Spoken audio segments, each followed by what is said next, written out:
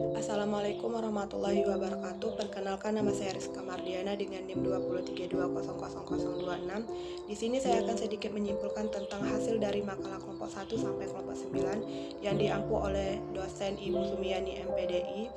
Baik, langsung saja saya di pembahasan makalah yang pertama itu tentang komponen dan proses komunikasi. Yang pertama komponen komunikasi, yang kedua proses komunikasi. Baik, yang pertama komponen-komponen merupakan suatu yang mutlak harus ada dalam proses komunikasi agar komunikasi berjalan dengan efektif. Komponen-komponen komunikasi, yang pertama komunikator. Komunikator atau pengirim merupakan dari bermulanya komunikasi yang berasal dari satu orang maupun kelompok atau organisasi. Yang kedua, pesan. Pesan adalah sesuatu yang disampaikan pengirim kepada penerima. Pesannya dapat disampaikan melalui tatap muka atau melalui media komunikasi. Yang ketiga, media. Media yang dimaksud di sini adalah alat yang dipergunakan untuk menambah pesan dari sumber ke penerima. Saluran komunikasinya itu melalui telepon, surat, telegram, dan lain-lainnya. Yang keempat, komunikan atau penerima pesan. Komunikan adalah salah satu penerima pesan dari proses komunikasi. Yang kelima, efek komunikasi diartikan sebagai pengaruh yang ditimbulkan pesan komunikator dalam diri komunikasinya. Yang keenam, feedback atau tanggapan balik. Nah, ada yang beranggapan bahwa umpan balik sebenarnya adalah salah satu bentuk daripada pengaruh yang berasal dari penerima atau yang dari penerima. Akan tetapi sebenarnya umpan balik itu bisa juga berasal dari unsur lain seperti pesan dan media. Pembahasan yang kedua yaitu proses komunikasi. Proses komunikasi adalah bagaimana sang komunikator menyampaikan pesan kepada komunikasinya sehingga dapat menciptakan suatu persamaan makna antara komunikan dengan komunikatornya. Proses komunikasi ini bertujuan untuk menciptakan komunikasi yang efektif sesuai dengan tujuan komunikasi pada umumnya. Proses komunikasi ini ada dua bagian. Yang pertama itu proses komunikasi secara primer dan proses komunikasi secara sekunder. Proses komunikasi secara primer adalah proses penyampaian pikiran atau perasaan seseorang kepada orang lain. Komunikasi secara sekunder. Proses komunikasi secara sekunder adalah proses penyampaian pesan oleh seseorang kepada orang. Model-model komunikasi. Model-model komunikasi pendidikan. Yang pertama, model komunikasi mekanistik terdiri dari komunikasi satu arah dan dua arah. Contohnya, metode ceramah di dalam proses pembelajaran.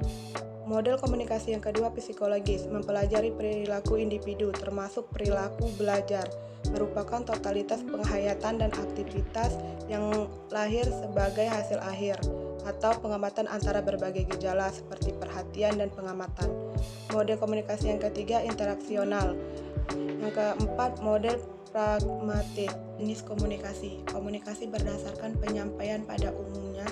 Setiap orang dapat berkomunikasi satu sama lain, karena manusia tidak hanya makhluk individu, tetapi juga makhluk sosial yang mempunyai kebutuhan untuk berkomunikasi dengan sesama. Komunikasi berdasarkan peranan individu.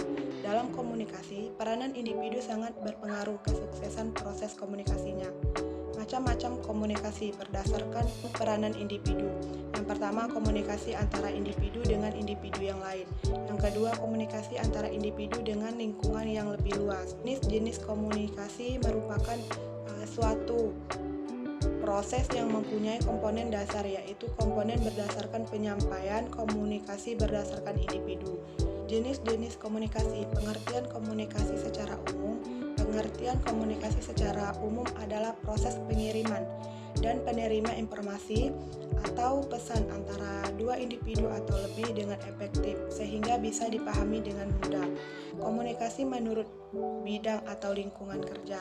Yang kedua, komunikasi menurut jumlah, yang berkomunikasi yang selalu terjadi di antara sesama manusia, baik itu per orang atau kelompok.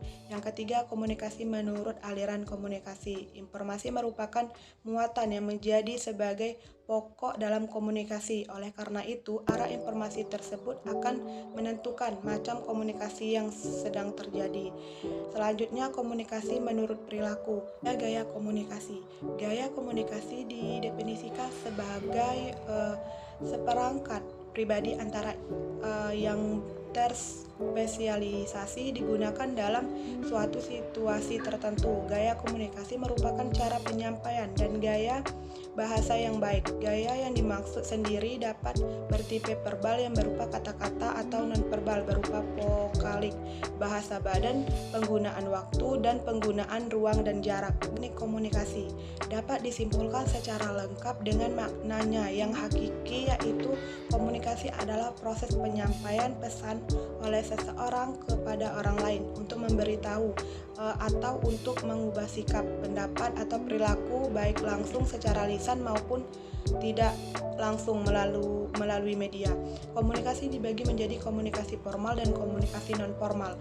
Komunikasi formal merupakan komunikasi yang terjadi pada situasi resmi, contohnya rapat dan seminar. Komunikasi formal menggunakan bahasa baku untuk berkomunikasi, sedangkan komunikasi formal merupakan komunikasi yang terjadi pada situasi yang tidak resmi. Komunikasi non-formal tidak terikat aturan untuk berkomunikasi.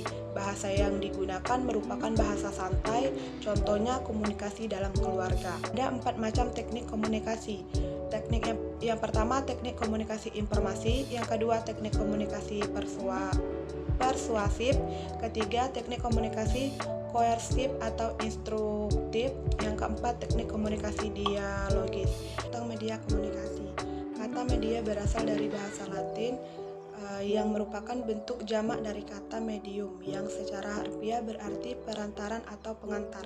Dengan kata lain, media adalah perantaran atau pengantar pesan dari pengirim ke penerima pesan.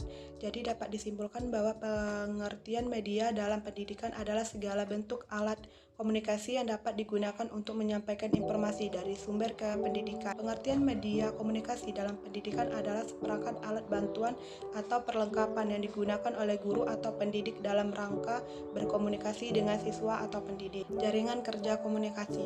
Pengertian jaringan komunikasi. Jaringan komunikasi merupakan suatu pola yang teratur dari hubungan antara individu yang dapat diidentifikasi sebagai pertukaran informasi yang dialami seseorang di dalam sistem sosialnya.